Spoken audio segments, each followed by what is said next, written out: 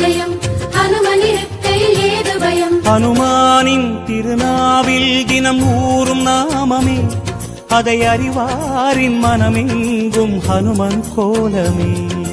ராம ஜெயம் ஸ்ரீராம ஜெயம் ஹனுமனிருக்கையில் ஏது பயம். ஹனுமானின் திருநாவில் தினம் ஊறும் நாமமே, அதை அறிவாரின் மனமெங்கும் ஹனுமன் கோலமே.